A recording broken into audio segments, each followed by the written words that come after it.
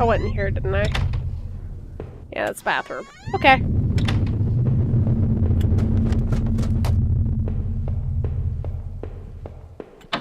Door was stuck shut. Keyhole. Nope, that's not the right one.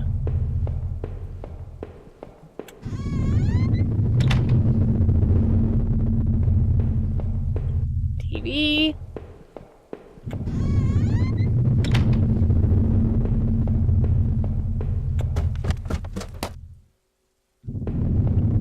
Unlock the basement door. Alright, we might be able to get the power on. Or we might find something horrible, which, you know. There were old Christmas decorations in the box. I couldn't even remember our last Christmas. The garbage bags were stuffed with old paint cans and supplies. There was a dirty old key here. Did I take the key? Sure did. I took the small key and tried to remember what it unlocked. Probably that door upstairs. There were old clothes, tools, and other things we obviously hadn't thrown out yet. But way too much junk. I put up this divider wall last summer so we could create a separate room in the basement. I hadn't finished it yet, so the door was stuck and the drywall was poorly installed. I might have been able to break through if I had something heavy enough. Okay.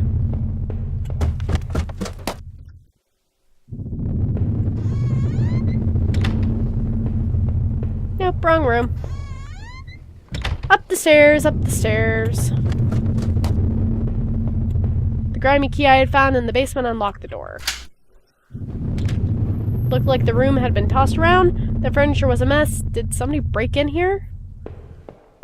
There was an old crowbar on the floor. Did I need to take the crowbar? Yes, you did. I lifted the heavy crowbar. I appreciated its weight.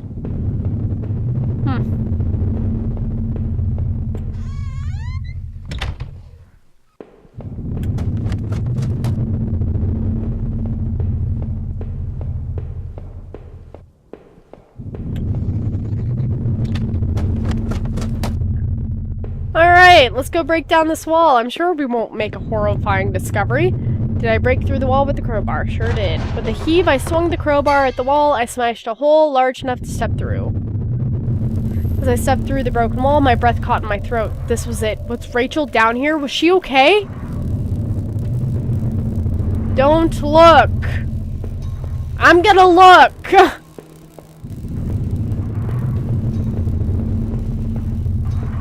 Don't look! Alright, I'm still gonna look. A filthy-looking pile of rags had been dumped in the corner. The stench of them was awful and it made my eyes water. I was terrified to even touch the pile to see what lay within. But I knew I had to. I had come this far. After all this searching, after all I'd seen, when I looked within the rags, did I finally find my Rachel? At this point, I would say, yeah.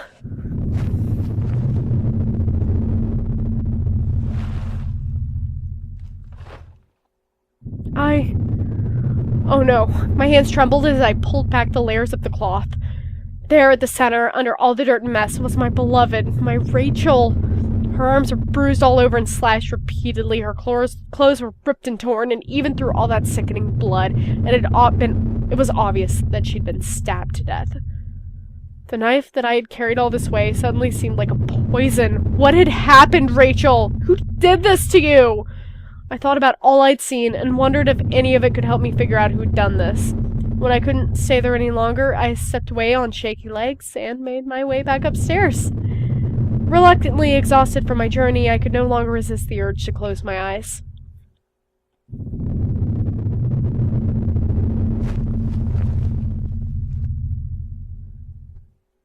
Grim discovery! Great. Maybe I would use some of Rachel's travel books and find some place to go. It was my wallet with its contents intact. Either I dropped that stuff or somebody else did. Maybe I was sleepwalking again, or maybe somebody stole it from me. Norman's store, that forest, the water tower. Was I at those places before? I didn't see how it could have happened any other way. I must have been the one to lose my wallet and its contents. But what does that mean? Not sure. No matter what, I needed some kind of escape.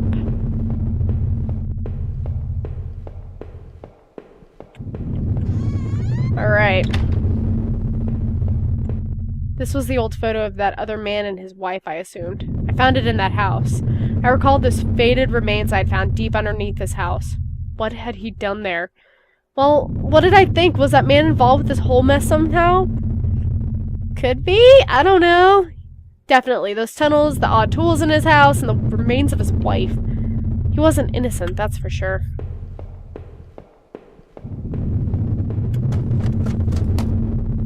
Well, actually, wait, that was white. That's something new. Within the few broken pieces that remained of that mirror, I could see my face had grown pale and weak. I couldn't bear to look again. It was like I didn't actually expect a reflection. I felt empty and drained. Anything new in here? The reflection in that grimy glass was only a shadow of a whisper. I still love the old-time charm of that claw-footed tub. The tub, though it seemed like cold comfort.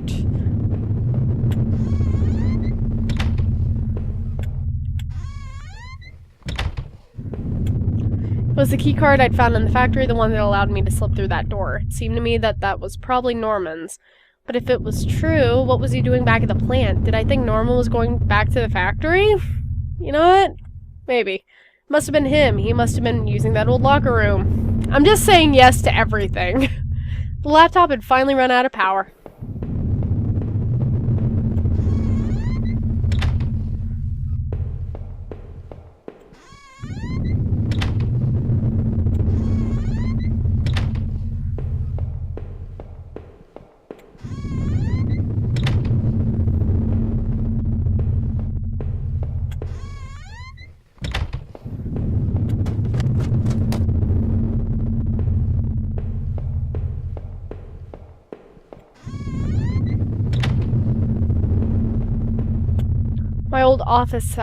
My old office safe sat on the floor. It used a digital passcode lock. Did I try to open it? Yes. The safe used an 8-digit code. What was that damn code again? So, for the sake of this Let's Play, I'm gonna look it up. Okay, so I'm glad I looked it up, because guess what? It's in the player manual of this game. It reminds me of the old days when if you didn't have a manual to play a game, you were fucked! Anyway, let's see, so... 4 R3 HER3. No, that wasn't. Damn, I couldn't remember. Ah! Capitals? Probably capitals.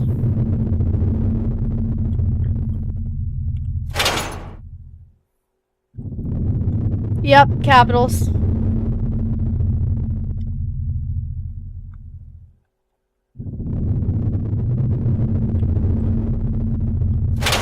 Code worked. I pulled open the small safe door and peered inside. There was a photo in there of Rachel and I when we first moved to town. In it, we were smiling outside in front of the house, which looked like a real mess. We looked happy, though. Odd. I couldn't remember who took that photo. Inside the safe was also an envelope. The front of it read, "Do not open until I tell you." I guess that this was a good time as any to see what was inside. Did I open the envelope and read what was inside? I also got an achievable called Secret Documents, and I sure did. I tore open the envelope and removed the yellow lined paper inside. On it was a letter written in a hand that looked familiar. The letter read, "I know this whole event has probably been pretty difficult. You can't imagine how hard it's been for me, too." Well, maybe you can. That isn't meant to be an excuse, but, well, I hope you can better understand why I've done what I've done. Moving to this town seemed like such a dream, a quiet place to get established, to live out our lives, and be together. But you know as well as I do that things quickly changed. Your drinking was one thing, but as you grew more distant, as you retreated into that world of yours, well, it was clear you didn't need me as much. In fact, maybe you never needed me at all, but it took all this to make you realize. In the end, though, you may never forgive me for this. You may never forgive yourself, but this is probably for the best. You'll be healthier for this. I'm just sorry it had to happen this way, Rachel. Ellipses! Alright. I leafed through the notebook I had taken from the forest. In it were the names that had been written down. Heather, Olivia, Ashley, Cheryl, Iris, Daphne, Holly, Rose, Rachel. Those 4 girls, were they victims of the same person who had killed Rachel? I wondered what had happened to the other names on that list, or the ones scratched out on that desk in those wet tunnels. Well,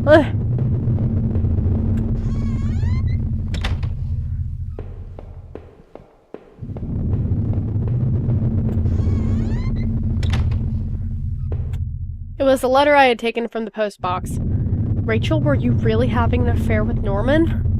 But why? I didn't think things were that bad. And Rachel seemed concerned. She almost seemed worried about what Norman might do. Did he do that to Rachel? I'm just answering yes to everything, man. I was sure of it. She wanted to end their affair, and that bastard, he killed her for it. A lot of it made sense. Norman was clearly seeing Rachel a lot, so he had plenty of time to plan it out. He knew where we lived, obviously. Is that why Rachel looked so scared when I came home that day? What had happened to me? Did Norman knock me out or something? Not quite, but you know what? From now on, I'd have no one to get angry with me for stupid things like buying this TV. And if you've noticed, this game you can kind of control the narrative, if that makes sense. It's kind of cool. Seemed like I'd seen all that there was. Maybe I thought I was ready to go back into the basement. I'm gonna keep looking around just a little bit more. There would be no more dinners here, no more chit-chat over breakfast, at least not for us. I must have locked the door. There was no reason to return to the backyard anyway.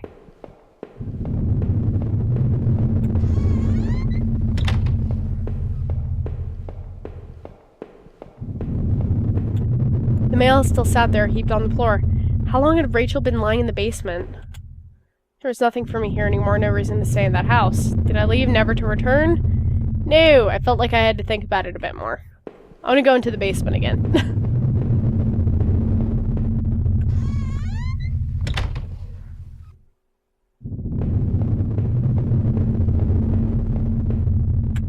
If I was guilty, I could take this to a warm, safe place and do something about it. Did I pick up the knife? Yes, I took the knife and kept it firmly in my hand. Now that I stood there, I realized I couldn't go back into that room again. I'd already seen too much. You sure? I needed to put an end to the situation one way or another. Okay.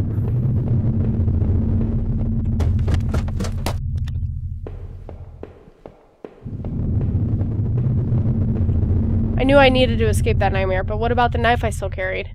Wondered, even if I left, would it really be over? So did I leave that house forever? You know what? Yeah.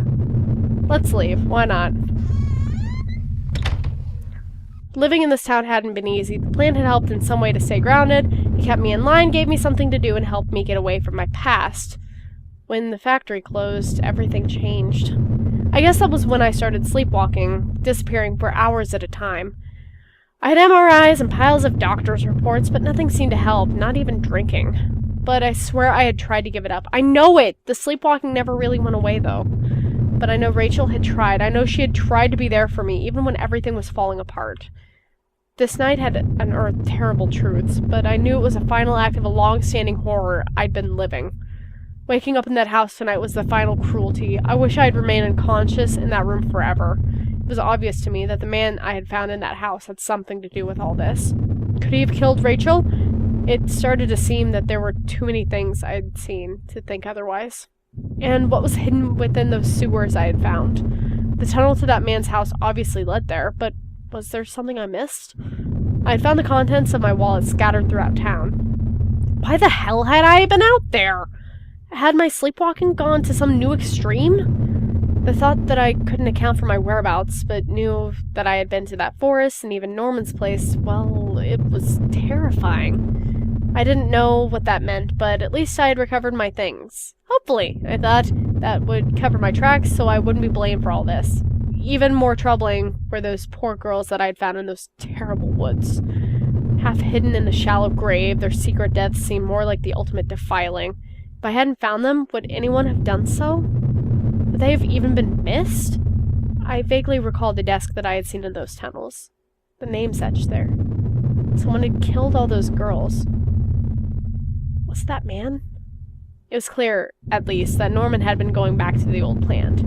Maybe he was the one who had boarded up that locker room, who had been drinking up there in the secret hiding place. So, had he killed that guard then? He must have. Maybe he was found out, or the guard had caught him on patrol. Damn it, Norman, why? After the factory, I thought I might find some solace if I could just get to Norman's store. But all I'd found there were more horrors and more questions. Now that I really consider it, that's when I should have seen it coming.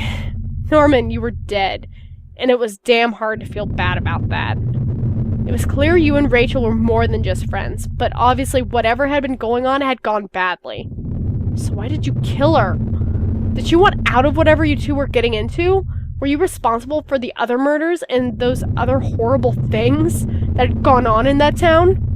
I would find no peace, that much was certain, but this way I didn't have to look you in the eye or sit through some kind of trial and wonder what was going through your head. When I had marched through the rain towards home, I desperately clung to the hope that this would end. And I guess in a way it did, but how could I have known how hopeless it all was? I had started to feel as disoriented as when I sleepwalked. To think of it now, coming through the back door and into the kitchen should have tipped me off that something was horribly wrong. There was no sound of television, radio, even the air was still. But seeing Rachel there, lying ruined and discarded in the basement, that was a horror I never could have imagined. That other man I had found was involved in all this somehow, I knew it. But it was Norman, that traitorous son of a bitch who had done the deed. Whatever was going on, he was the one who took Rachel away from me. I hated him for it more than I could possibly express, but that offered no strength, no solace. Rachel was gone now, and I was too, forever. As I swung open the door and stepped out into the air, I caught the scent of wet grass and fog. Rachel, my beautiful wife, just the thought of her again, cold and inert, shook me from head to toe. What would I do now? Who could I turn to? It would only be a matter of time before the police got involved, before the neighbors knew. The front lawn was soft and giving beneath my feet, and I couldn't shake the urge that I shouldn't stand there, but rather that I should run.